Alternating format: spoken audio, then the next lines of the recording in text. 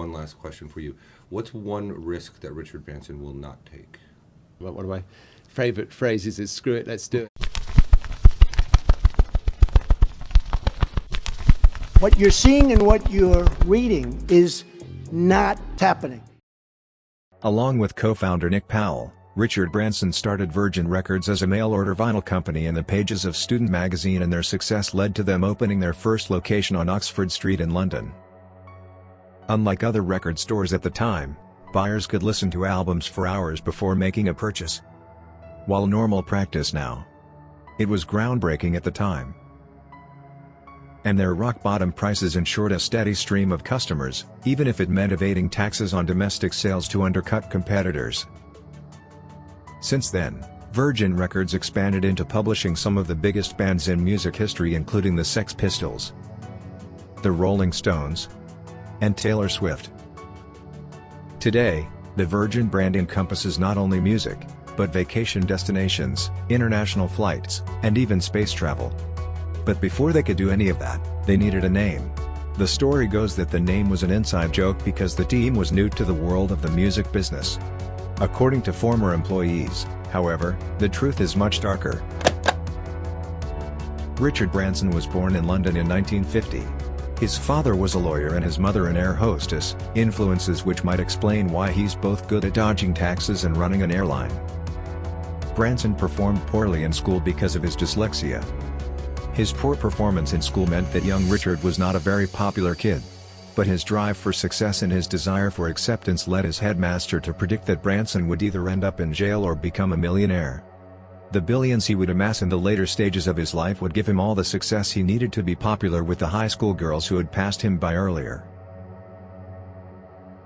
Like a lot of kids who do badly in school, Branson decided that his path to success would be through running businesses. He started off by trying to sell everything from birds to Christmas trees. Like a poorly constructed airplane, most of these ventures didn't take off. His first taste of success came with a magazine called Student that he launched in 1966 at the age of 16.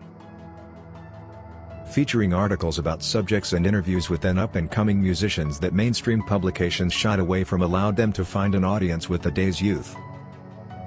Read all over England, they were the social media influencers of their day. It was off the back of the success of Student magazine that Branson began to throw crazy parties that attendees recount in hushed tones even today. Former employees claim that Branson would invite former classmates and girls whom they were enamored with but had been soundly rejected by. Premarital sex was still a taboo despite the sexual revolution of the times. Their revenge-filled fantasies drove the two to have sex with as many of the virginal ladies as possible. This obsession with young virgins reveals that a part of Branson craved the validation of the high school girls who had once snubbed his awkward advances. But Branson wasn't the only male attendee at these parties. It is rumored that Branson met Prince Andrew at one of these parties.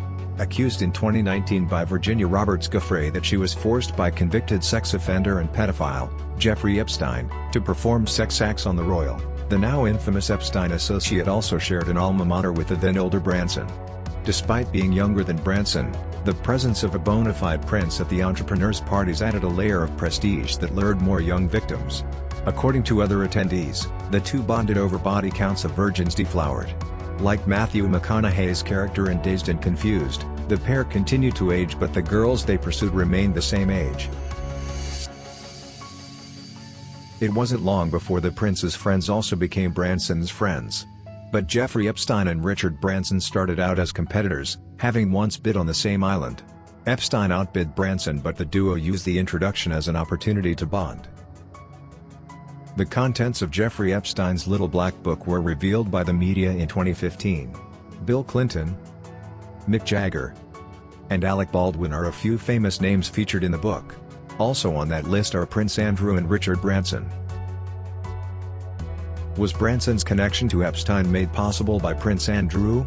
Did Branson and Epstein also bond over their love for underage virgins? Richard Branson was knighted in 2000, ostensibly for his entrepreneurial achievements. But from King Arthur to Jack the Ripper to Prince Andrew, sexual scandals have followed the royal family. The royals are known to have kept unsavory company and rewarded them for their cooperation. 9 of 10 new businesses fail. Did Prince Andrew's influence help Branson achieve outlandish success with Virgin? Did Prince Andrew help Branson because of his days of throwing parties at Student Magazine? Was knighthood a formality to recognize Branson's friendship? Or was it a bribe to ensure his silence?